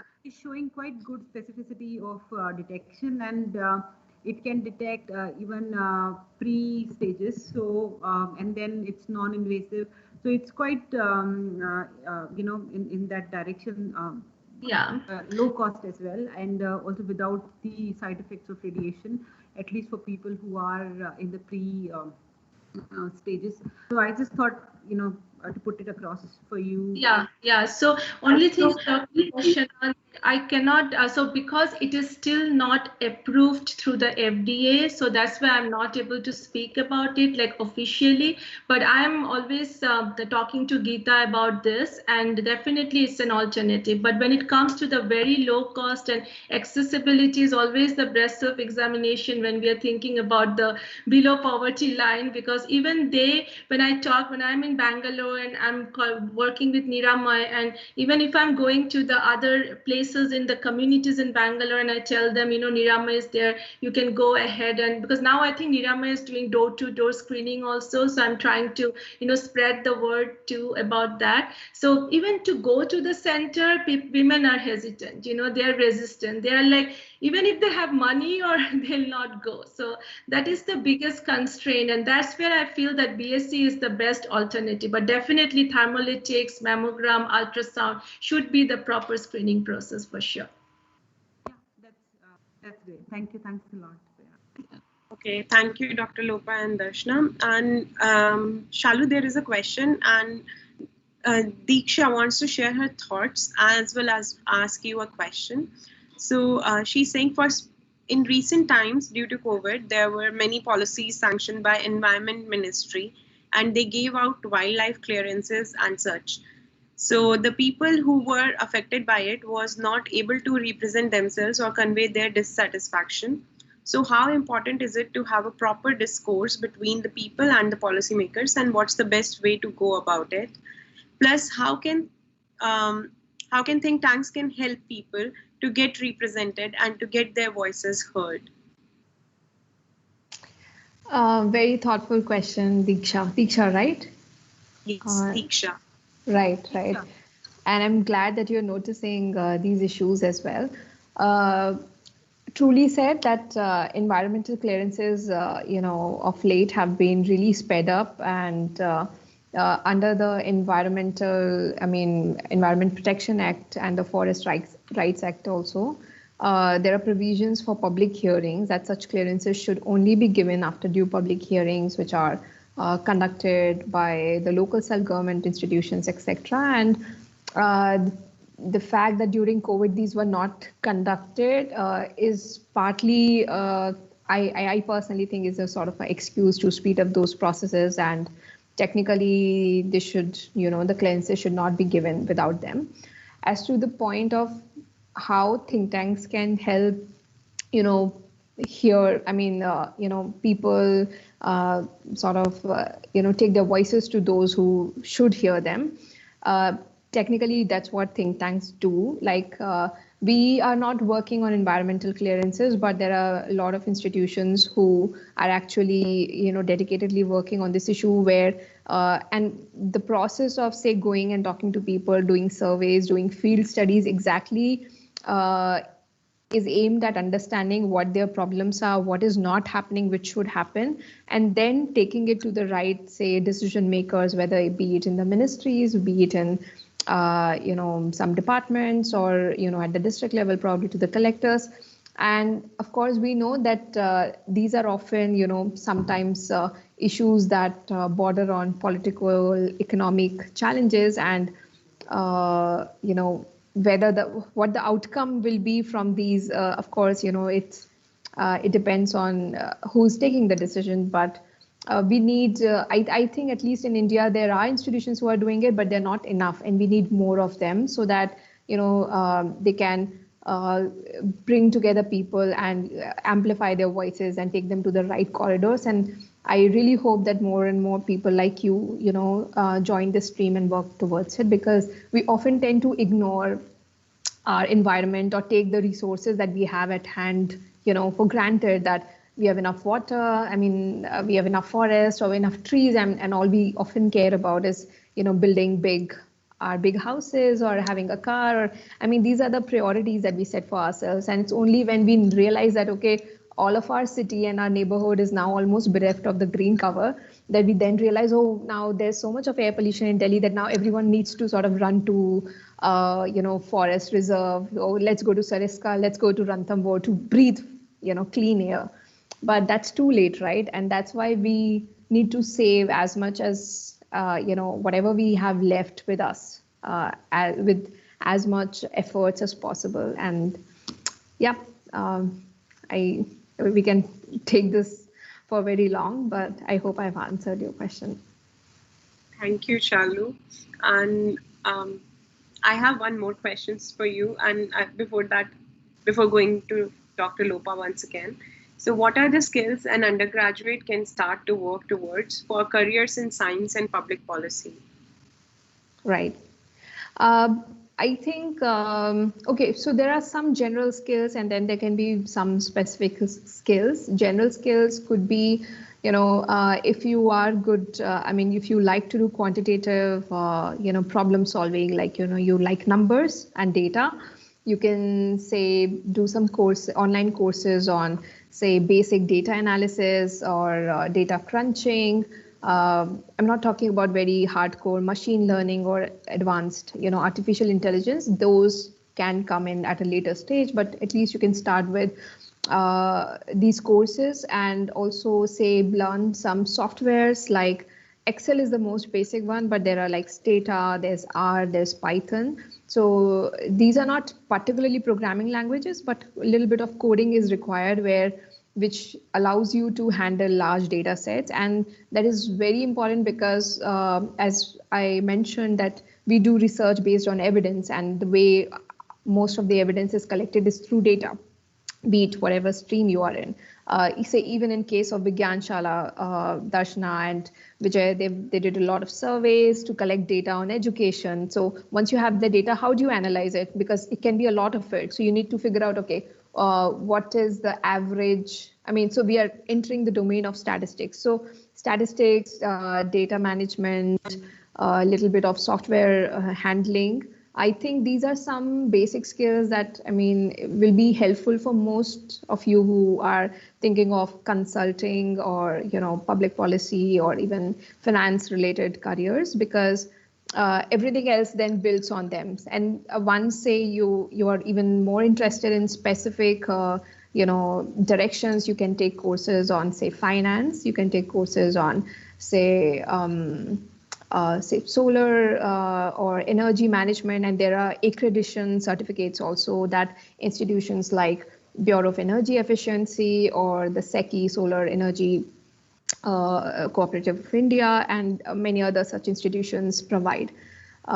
So again, I think based on the streams that we are looking at, you can figure out what are the courses. And there are interestingly, there are a lot of open, source courses also, like mock courses that say University of Chicago or MIT or even a lot of IITs are running these days. So you can scroll through them, and of course you have to sort of match what is it that you want to do useful. And here you could probably, I think days it's you can write to people whom you think you would like to do that kind of work, and talk to them for say 5-10 minutes that, okay, what is it that would take me to sort of pursue a career like yours. And I think people are happy to share those insights because we really have a very diversity of skills these days. Like earlier days, it was just 4 kind of professions. It's no more like that, right? So what I'm just providing is just a sort of a hint of the kind of skills, but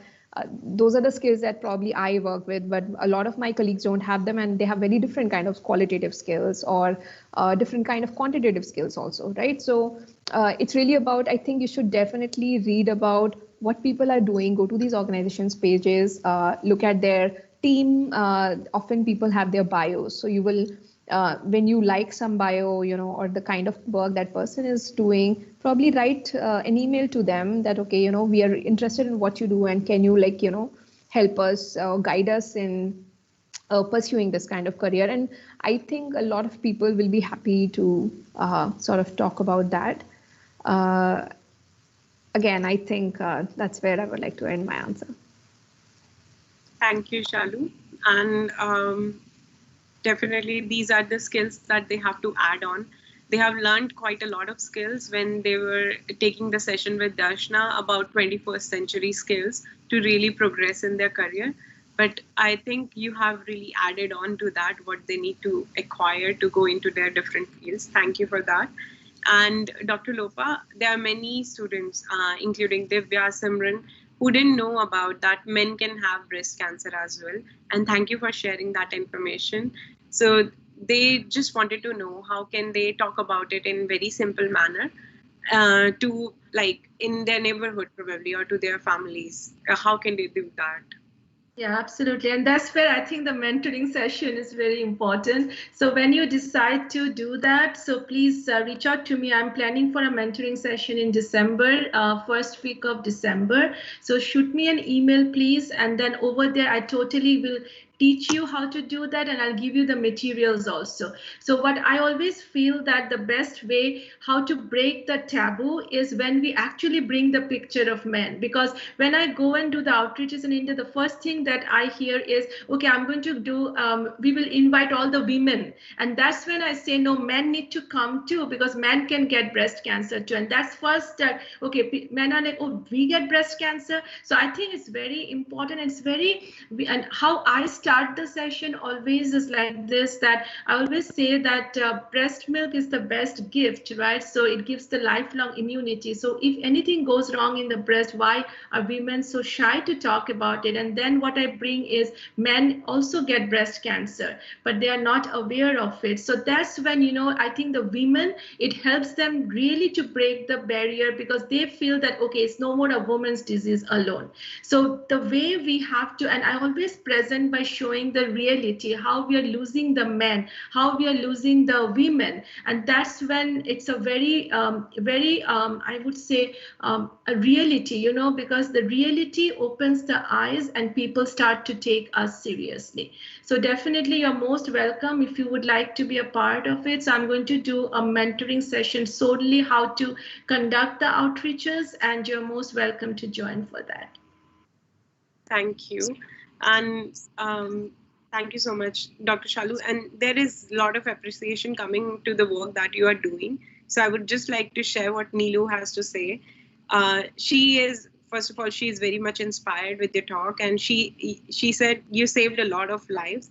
And it was so peaceful and happy moment for that woman who she met when she met her family like earlier, whose family previously thought it is a contagious disease. So thank you for bringing happiness in those lives, those who have been secluded because of some stereotypes or the wrong information that the society must have about breast cancer right now. Thank you. And Shalu, we have another question. Diksha is again asking, how can I, as a student, as someone who's interested in ecology and environmental issues, can contribute and maybe be part of these think tanks that help the bridging the gap between the people and the policymakers? So basically, she is asking, is there any internship or volunteer opportunities at your organization that these students can join or can approach you for? Please share. Right. So, as regards to working with, say, CEEW, we have a process where you apply. I will share the details about the organization website, and of course, I think the first step could be to go through it and the work that we do. I just shared a little bit about what I do, but it's a team of 100 people, and we work on various issues. Ranging from energy, environment, and water. And I think in terms of application, once you have, say, gone through it, you can write to our HR or, even to me that, okay, I'm interested in this, and we can see if we can take that forward. Apart from that, I also think when it comes to ecology and environment, again, there are different branches that we are looking at. So one could be around, there are people who work on, say, saving the biodiversity. Be it different birds or, the kind of different wildlife or, even the city, animal life, that kind of work. So there are very dedicated institutions that you can work with and apply with them. Secondly, if you're interested more in working on the, say, forest conservation or tribes and man-animal cohabitation kind of work, there are again institutions that you can apply to for that. So there's really like a word of institution that specialize in working on them. And I think, of course, CEEW is a great institution to work on energy, water, and sustainability-related issues. But if you have very specific interest, I would really urge you to, do more exploration on that front.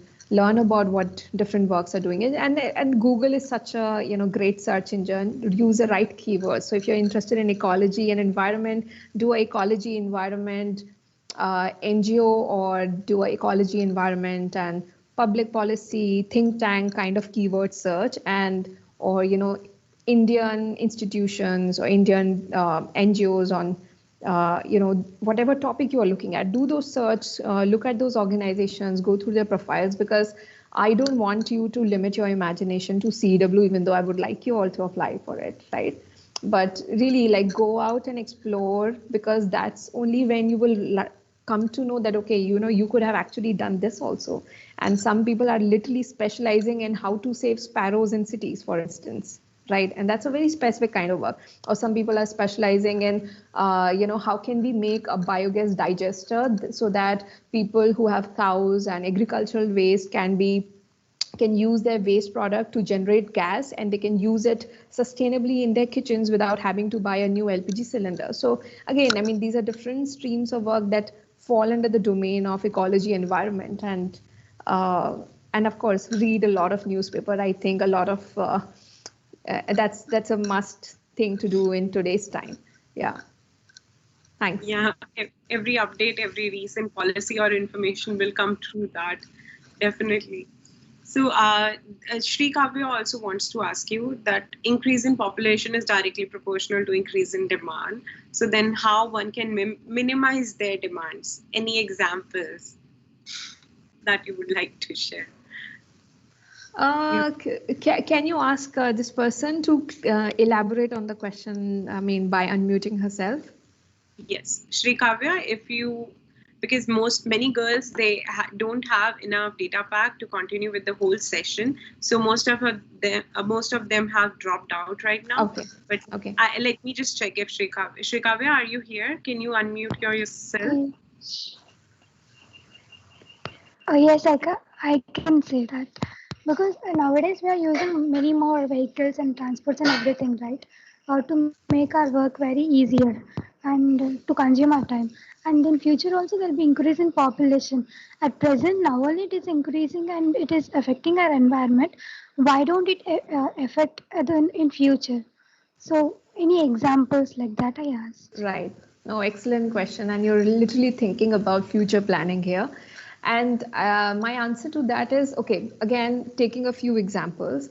Often, population is seen as the problem for many things, but I don't think that is really the case. Even though we need to have a more balanced population, and we need to have family planning and all of that, but it's really about how do you plan your systems and cities and areas that we live in, right? So even when we see cities like Delhi, for instance, we feel that, okay, it's very populated, the number of cars is increasing, there is traffic, there's not enough space for everyone to live.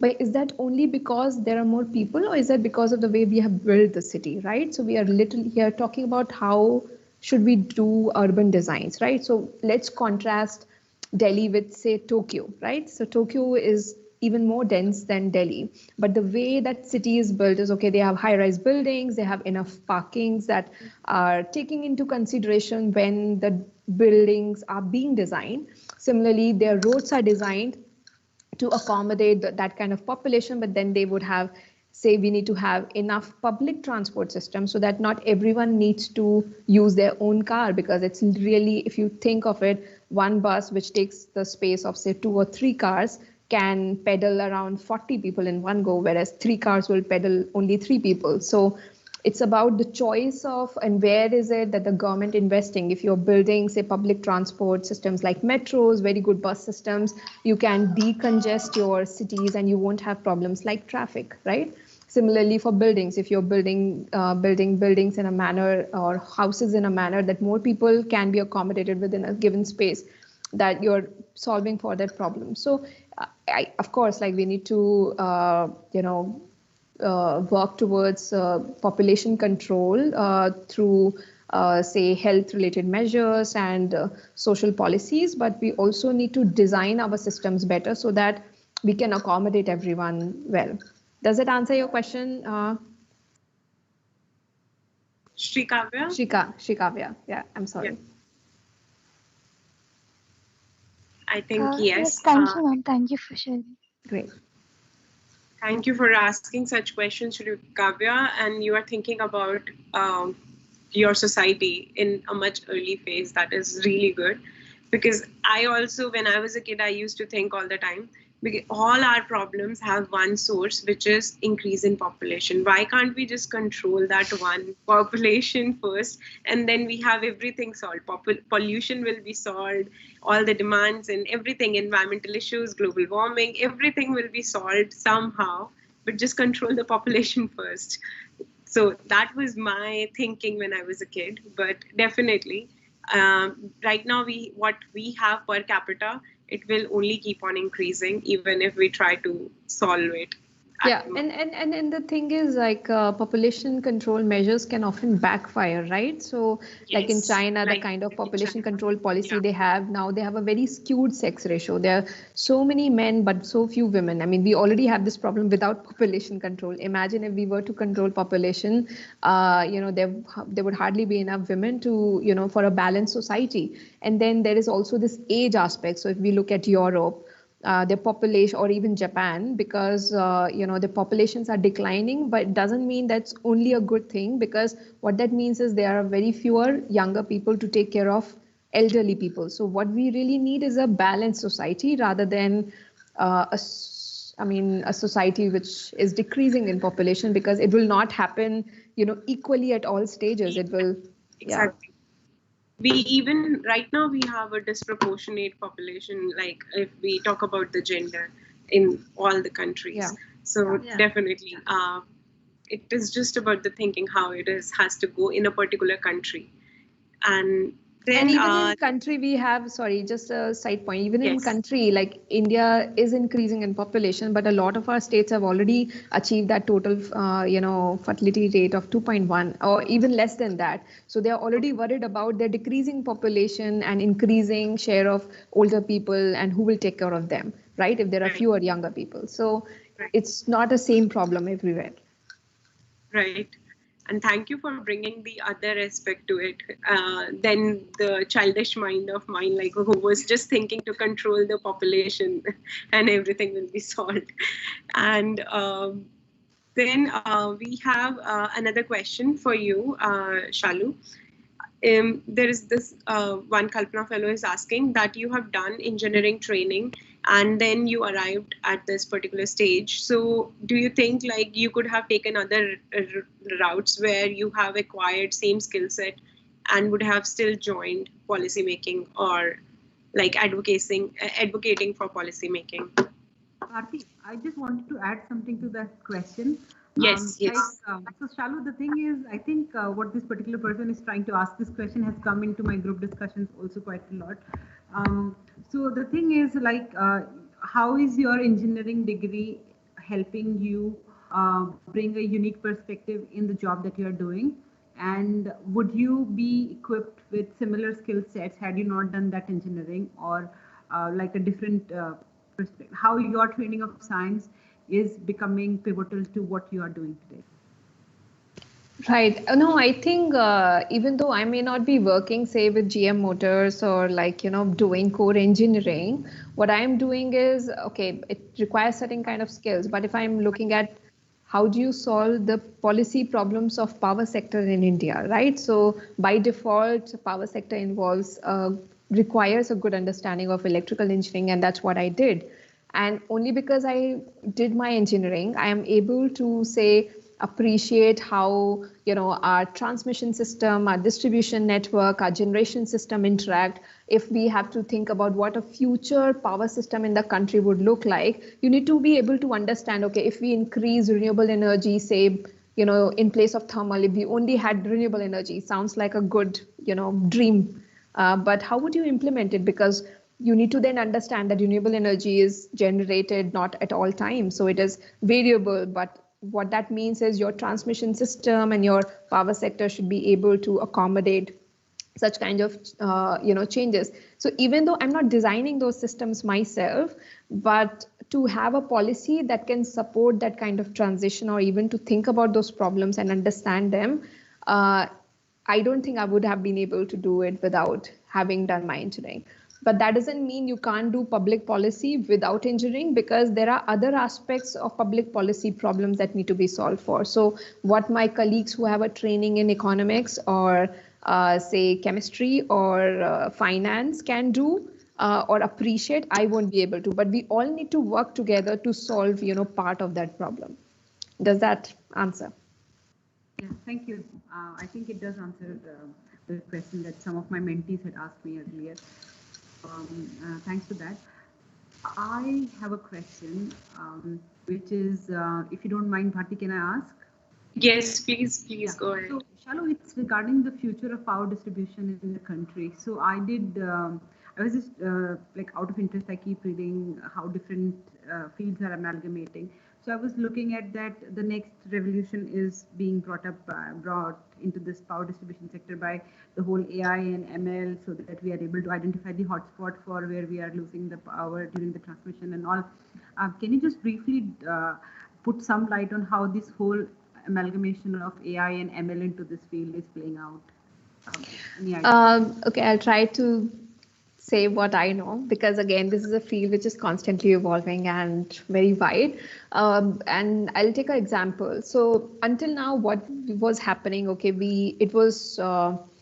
power was generated by the power plants, like thermal power plants. It is transmitted through the transmission lines to, say, state level or districts, and then it goes to the substations, and then from there it goes into the distribution lines and feeders. Those are the lines that you see around your houses, like poles and lines, and it comes to your house. So it was only a one-way flow, right? It just happening from the generator to your houses. What the future would entail is we are also talking about distributed solar generation. So we are talking about people putting up solar power plants on their houses, right? On their houses and schools. But these solar power plants, while they can be used to, meet our own energy needs in the house, they also generate extra power that needs to be fed into the grid. Because as we know, as science students, electricity cannot be sort of stored. I mean, it has to be the stored, but it has to go somewhere at the same time. It cannot be just stored and kept apart from in a battery. So you need to send it to the grid. Now what we are talking about is bi-directional flow of electricity from generation to the consumer, but also from the consumer to the generators.